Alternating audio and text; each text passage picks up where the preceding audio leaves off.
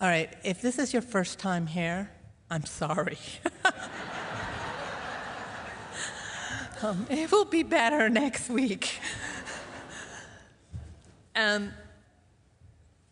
This is very overwhelming for me. There are so many emotions rolling inside of me. It's crazy.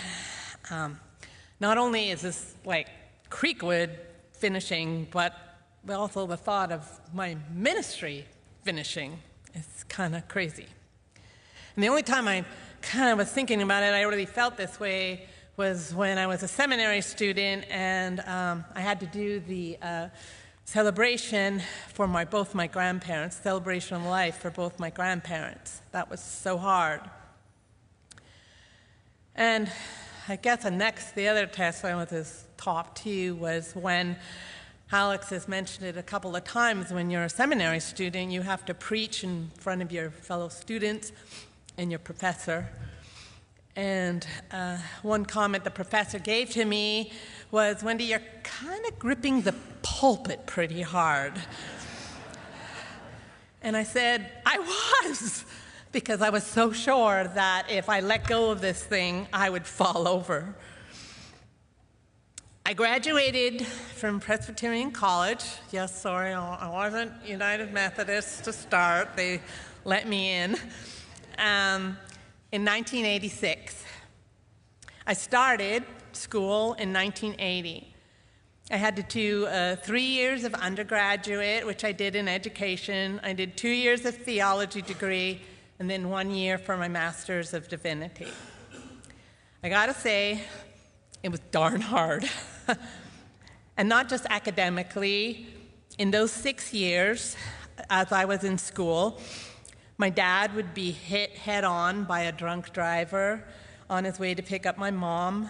My sister and her prom date would be hit by a drunk driver head-on on their way home from prom. And my mother, who was supposed to just have simple sinus blockage day surgery, would go terribly wrong, and she would almost die.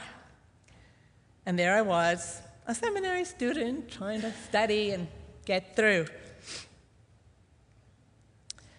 I wasn't an A student. I was this country girl. I had dyslexia. I have to laugh because, at graduation, there are all these high marks for summa cum laude, for all of the high marks. I'm pretty sure, because I don't even remember them ever giving them before till I came around, but my professors, I think they took pity on me because I think what I got to the equivalent was the participation award. Because I got the certificate for the most caring person. It wasn't A, it wasn't B, but I got the caring certificate. But here I am, 39 years later, doing what God called me to do when I was 16 years old in high school. When I thought there was absolutely no way I could do this so many times. And I had a wonderful pastor who was the one who would relentlessly not let go and insisted that I go into the ministry. And he would never let me give up. And he gave me this verse, Matthew, was read in the scripture, Matthew 5:16. And he told me, "Wendy, we do not produce our own light. Like the moon reflecting the sun, a Christian's light is the light of Christ reflected through their words and deeds. God will use you in amazing ways. Just let your light shine." And then he said something to me that I never forgot. He said, "We are not called to convince. We are not called to convict. We are not called to save. We're called to love." The work of convincing, convicting, and saving belongs to the Holy Spirit and God. And he told me that if you remember this, you will be a great pastor. So my journey began figuring out how to love and how to reflect God's light through me. So I thought I'd just take you through a little bit through that journey. So here we go. In the Presbyterian Church in Canada, once you became ordained, there's a little bit different. Pastors could normally go and pick their own churches, but newly ordained people had to serve 2 years in usually what was very small churches, and it's usually what nobody wanted to be at, where they had hard vacancies. And so all the newly ordained pastors were put there to serve 2 years. And they placed me in Estevan, Saskatchewan, which, if you're trying to figure where it is, it's right on the border of North Dakota, like a mile away from the border of North Dakota. Yes, it's cold. Very cold. It's very sunny, but freezing in the winter. You would literally go outside and have to take your fingers and unmelt your eyelashes so they would not be sticking together. Cold. I was 26. I was in the middle of nowhere in a church, a small church of 50 people, twice my age. I had to learn to use, a mimeograph machine to make the church's bulletins. If y'all don't know what that is, you can Google it and think. And all I can say about it is that you can get high on the duplicator fluid.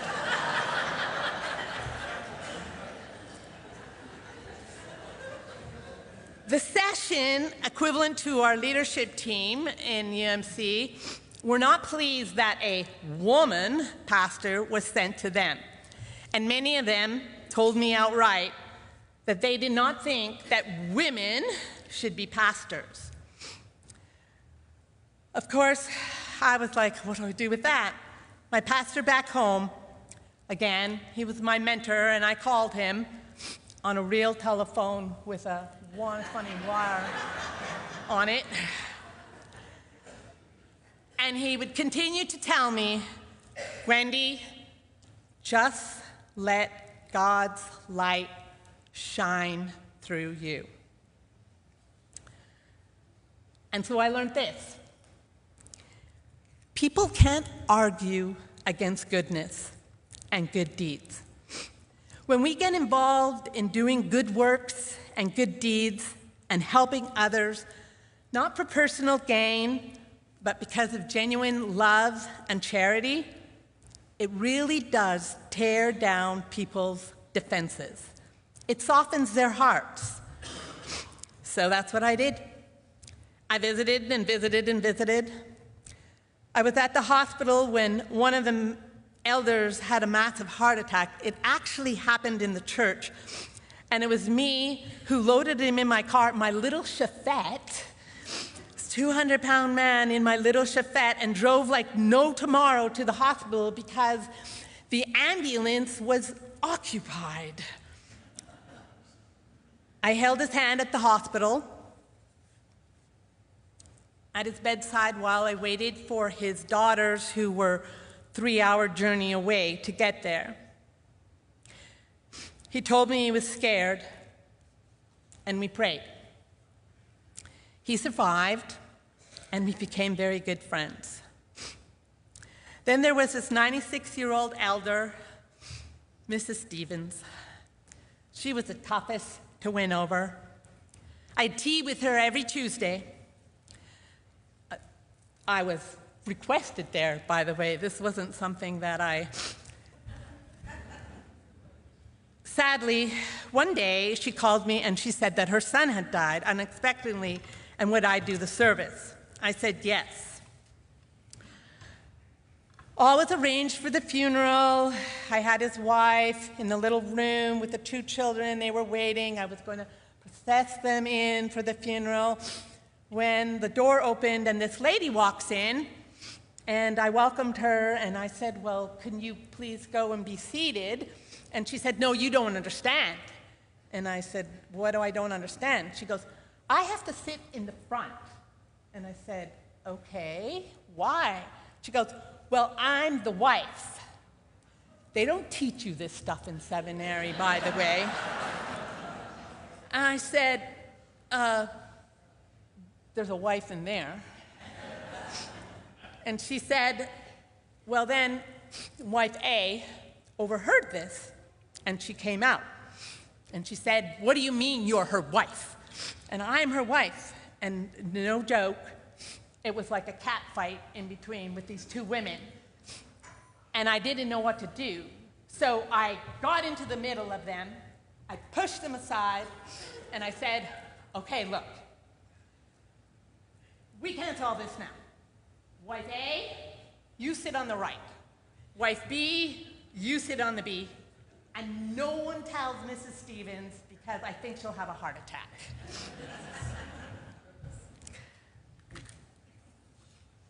I did the service, and a few months later, Mrs. Stevens, who was dying, she called me to her home, and she said, thank you for trying to protect me for my son's funeral.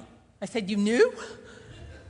Later she said, he was a good son, but maybe not a good husband. Or husbands. Actually, she said, I think he was probably a scoundrel. But then she said to me, you know, I'm not too sure about all this women in the ministry thing, but I think you're a good one. And that light that you keep talking about, she said, it's pretty darn bright. So thank you. I learned so much in that little church. How to drive a little Chevette when they didn't really plow the roads, and there was these, when the trucks, it was oil town, by the way, and these massive trucks would come through, and if they turned left, you turned left, so you just hope that it followed wherever he was going, and eventually you could get back home wherever you wanted to go. But one of the good things there, so they offered, it was called a manse. I'm not sure the UM's term, but it was the house-owned church. And I lived there by myself, all these rooms. And so one day I was talking to a couple of nurses, and they were telling me how they needed a place, just emergency place overnight, when women who were being abused or children could come to there and stay there overnight, and then they could go, they would find them a place later on. And so I brought it up to the leadership team, and I said, look, we need to do this. And of course, a lot of them had said, you're crazy. This doesn't happen in our town. None of this happens in our town. And I was like, but it is. And it was kind of something like hiding your light. I think that's what kind of God was talking about. Pretend that it doesn't happen. Pretend that those things in your community aren't real, are not happening, and just hide your light. But I talked to them and said, we have to do this. And so they had to get the courage. They were hiding their light because some of this truth was maybe even in our own congregation. And it was hard to accept, courage to face it and take action. But together, that little church changed how people thought. And God's light shone through.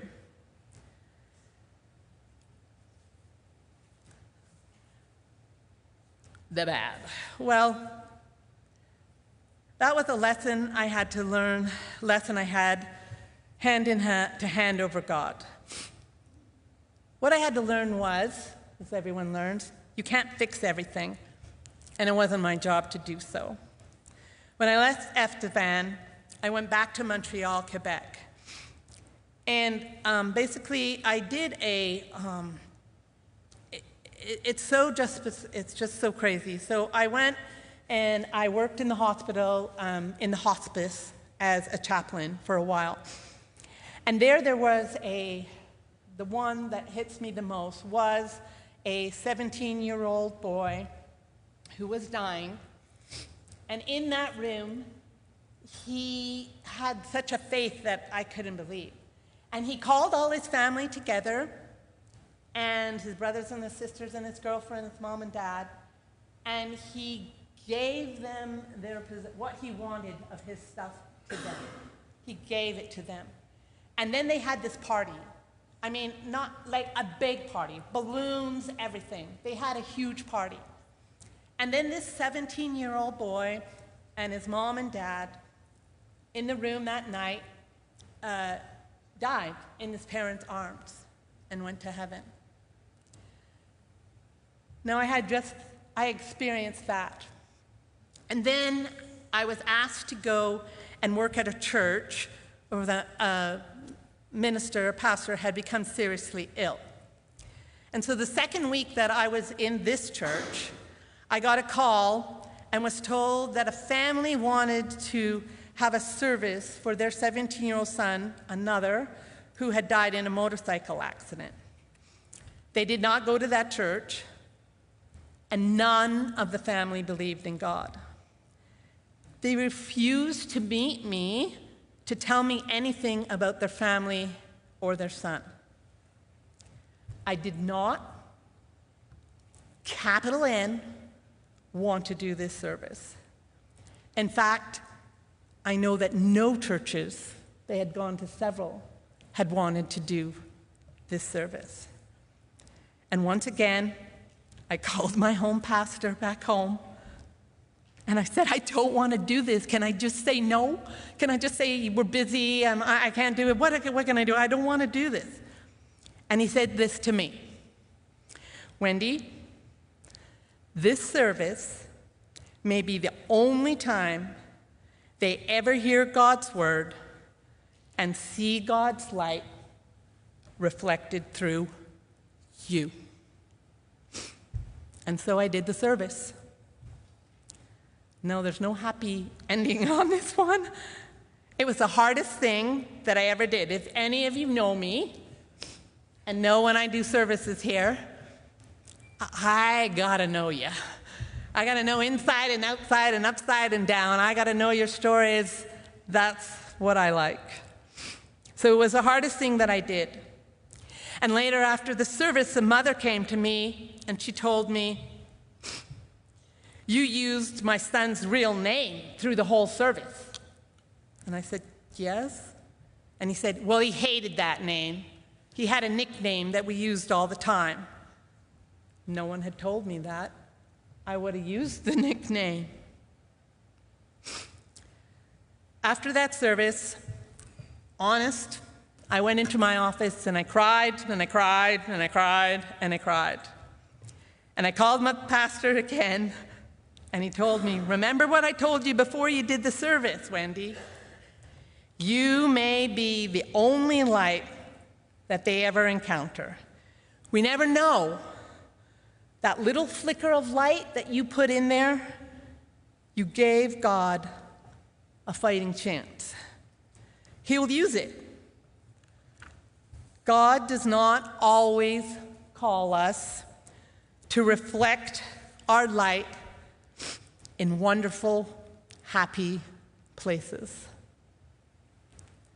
I worked for Interfaith Housing as a chaplain and director of children's ministry program right here in Dallas. And my eyes were open to a world I honestly did not know existed. Letting your light shine and tearing down stereotypes you have in your head of what a homeless person looks like. 5-year-old girl, she came maybe to my thigh. She opened a world to me that I honestly had no idea. Homeless people have their own world and priorities for sleeping areas in the towns for women and children once all the shelters are full. This little 5-year-old girl explained to me how they sneak on the roof of a Dallas office building and how they go in and there's like a little alcove and warm air comes out there, and that's where her mother and her other brother slept. And the other homeless people, because they were children, gave her first choice of that. A mother who is 30 years old, and interfaith housing, it's much like Samaritan Inn, but they have apartments. And so they give these people apartments, and they get part of the program, and they try to transition them from homelessness to being able to live on their own. And this woman, she was 30 years old, and she never, ever had slept in a real bed. She slept on the floor. Her mother was homeless. Her whole childhood was homeless. She grew up sleeping on floors, air mattresses, sometimes, if she was lucky, or even luckier, a sofa of a friend. I had to uncling little hands off my leg of a little girl who didn't want to go when a family disobeyed the rules of the program 3 times, and they were no longer allowed to be in the program. Not hiding our light, pretending like an Amsterdam everything is good. There are homeless people in our community. There are families in our church that live paycheck to paycheck. They don't need judgment. They need kindness. They need love. They need for our kindness to turn into action. When I was in the Presbyterian Church, First Presbyterian Church, once a month, each of the churches had to take turns preaching, literally, Interstate 20 bridge, literally under the bridge. And we would bring communion there. And one gentleman came up to me, and he was kind of standing far, and he said, "I smell too bad for you to give communion to me." And I won't lie, he smelled awful. But I told him, "You're still a child of God, and the body of Christ is still for you too." The sad is sad, but not bad. The sad is being with someone at the end of their life. The last 5 years, I've been with a lot of people at Creekwood here at the end of their life. It's been an honor and such a sacred privilege to be with them. Lucy told me, I went later in the afternoon, and she said, she held my hand and patted it and said, "I'm going home, Wendy, but don't tell George just yet, because he'll be so sad." She actually died in George's arms that evening. Charlie told me as I stood by his bedside, do you know those 2 tall gentlemen at my bedside?" There was no one there. "Well," he said, I didn't say anything, and he said, "Well, they say all is good, all is good." At 2 in the morning, I got a call that Carolyn was leaving. And when I arrived there, her daughters were there at her bedside with her husband, and they were quietly singing with their daughter, "Sweet Caroline," which we sung at our service. I learned sadness is not bad when God's light is present, when the assurance of God's light is known. When we reflect God's light, we bring hope. And we have to be the light in difficult times sometimes. The world is in desperate need of hope. And as Christians, we are called to be that hope. Even in times of difficulty, our trust in God can inspire those around us by remaining steadfast in faith, showing resilience in adversity, offering encouragement. We illuminate the path for others who may be struggling. We have to be the ones holding the flashlight. The funny, again, I'll just have the story. In seminary, They would send us to these rural churches who couldn't get pastors. This was at 2 o'clock in the afternoon service. It was a pump organ.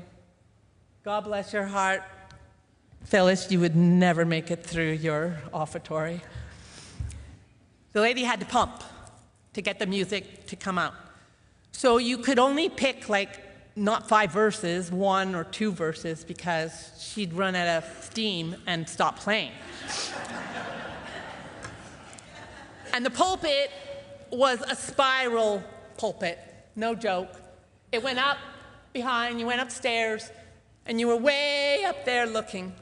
So I was way up there looking, about to say my sermon, announced the hymn. We will now sing hymn 426. And across the aisle, my dear sweet organist would say, "What's that song, Pastor?" And I couldn't shout, because I'd go back down. I'd go over to her. I had the numbers written on the paper. I'd tell her. I'd go back up. Same thing happened. Third time coming, one of the thing, I forgot to tell you, the stairs were like metal with holes in them. I got my heel stuck in the stair. Yep. It was like a kind of Mr. Bean thing. I was trying to tug at my leg, couldn't get it out. I finally took my shoe off, left it there, took the other shoe off, left it there, went up to the pulpit, preached in bare feet. Didn't worry about my shoes until after.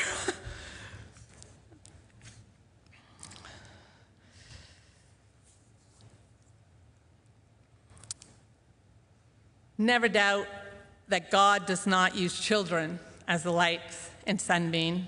Here at VBS, we were in Bible Adventure in VBS, and we were talking about the story of the woman at the well. A youth asked the children very nicely, "Do you know what living water is?" And without missing a beat, this little guy lifted up his hand and shouted, "Yes, my mom buys it at Whole Food all the time. It's organic." I couldn't finish the Bible story. I had to leave. I was cracking up, laughing so hard.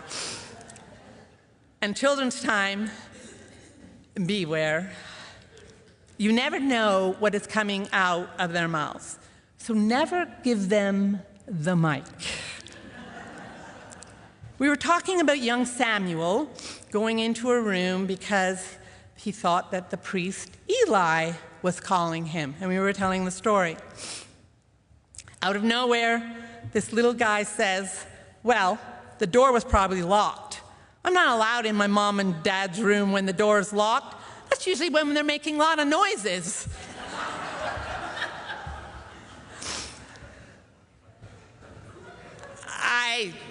Yeah, it was hilarious.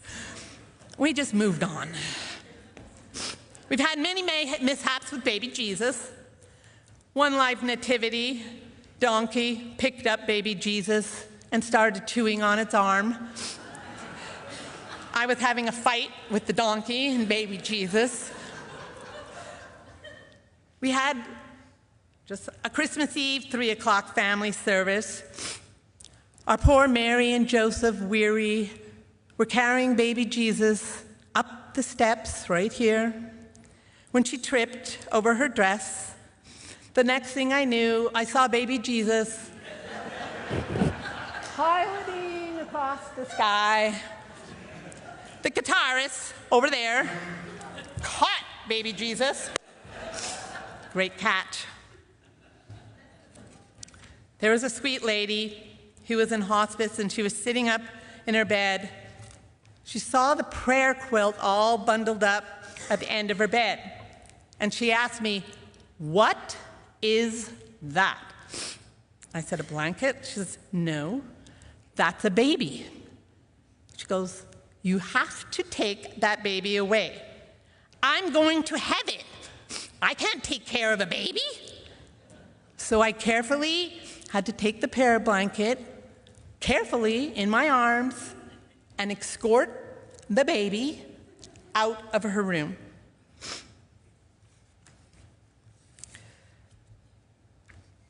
Our light is not something we generate on our own. It comes from God. Just as the moon reflects the sun's light, we are called to reflect God's love, grace, and the truth of Christ. In John 8:12, Jesus declares, "I am the light of the world. Whoever follows me will never walk in darkness, but will have the light of life." When we abide in him, our lives radiate his presence. Letting our light shine means living out faith in a way that is visible and impactful. This does not mean forcing our beliefs on others, but rather embodying the love, kindness, and integrity that Jesus amplified. Whether in the workplace, at home, in our social circles, right here at Creekwood, our actions, all of our actions, should reflect the fruits of the Spirit. I hope not to go out and sing the children's song of this. Love, joy, peace, patience, kindness, goodness, faithfulness, gentleness, and self-control. And friends, it is not easy. We are not called to serve at all times in convenient places or convenient times. And we don't get to choose who we will serve. We are called to help without judgment. The world is watching Creekwood. They hear what we claim to believe, and they compare it to how we behave in public. There is, as you all know, an echoing of hateful rhetoric in our country. And this goes against the consistent call for us to love, to welcome the stranger, care for the marginalized and the overlooked. We are called to love. That very first Sunday, the pastor told me, "Wendy, if you just love, you'll make a great pastor." So I hope that I've made a great pastor. And I call for all of you to continue to love as you all have done, and to reflect God's light as he would want you to do. Thank you.